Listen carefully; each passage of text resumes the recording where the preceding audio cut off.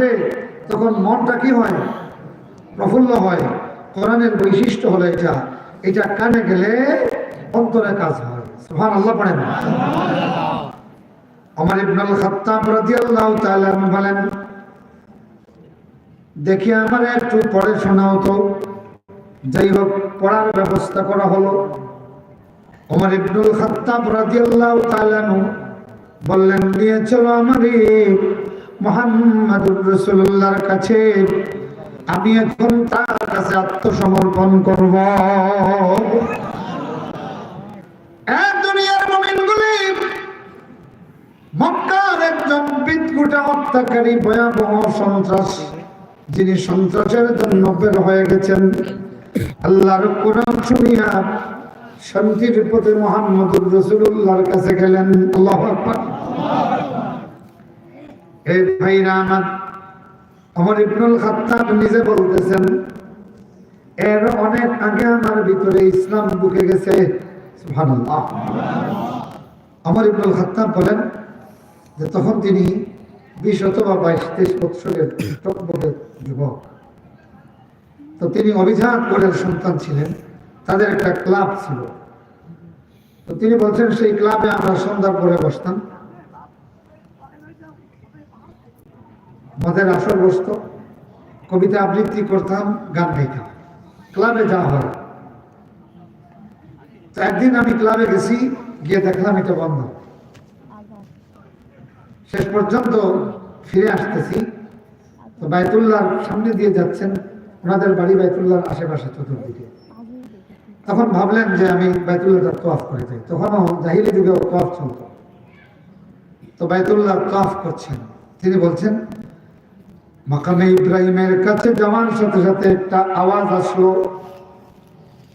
আমি দেখলাম মুহাম্মদ ইবনে আব্দুল্লাহ সেই জাদুময়ী কোরআনটা তিলাওয়াত করছেন।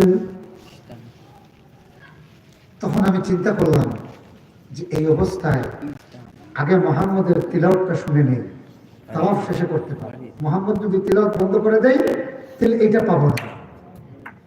সুবহানাল্লাহ বলবেন না? মাত্র একটা বার শুনেছেন, কয়বার? এতেই ওমর ইবনে আল খাত্তাব রাদিয়াল্লাহু তাআলা আল্লাহর রাসূলের কাছে গিয়ে তিলাওয়াত শোনার সিদ্ধান্ত নিলেন। পরে ভাবলেন, না না, আমাকে যদি লোকজন দেখে এইভাবে তিলাওয়াত শুনছি তাইলে আমাকে মৌলবাদী কইব, লোকজনে কইব শেষ পর্যন্ত ওমরের মতো স্মার্ট ছেলে মুহাম্মদের অনুসারী হয়ে গেছে। আমি আবার তাওয়াফ শুরু করলাম, কিন্তু আল্লাহর কসম, আমার কদমটা বাইতুল্লাহর চতুর্দিকে ঘুরে না, কেননা আমার কান আর হৃদয়টা তিলাওয়াতের দিকে। বারবার চেষ্টা করি, আমার হৃদয়কে সেই দিক থেকে ফিরাতে পারি নাই। মুহাম্মদ ইবনে আব্দুল্লাহর তিলাওয়াত আমার হৃদয়টা কেড়ে নিল।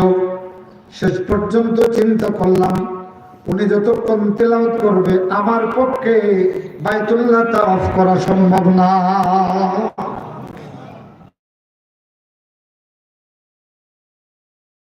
বলেন, শেষ পর্যন্ত মুহাম্মদের পিছনে মাকামে ইব্রাহিমের পাথরের আড়ালে বসে আবার চিন্তা করলেন, এইভাবে লুকিয়ে লুকিয়ে যদি শুনি তাও তো আইব হবে।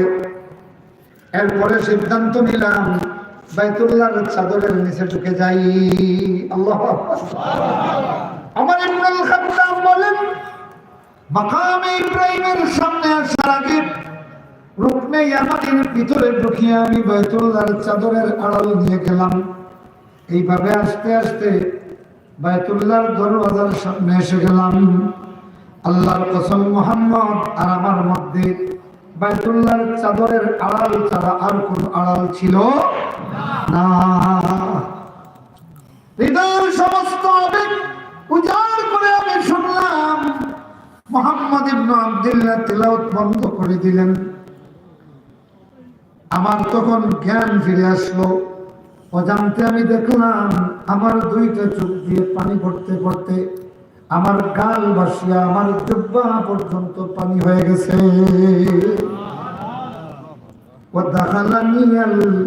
ইসলাম, ওমর বলেন, আর আমার ভিতরে ইসলাম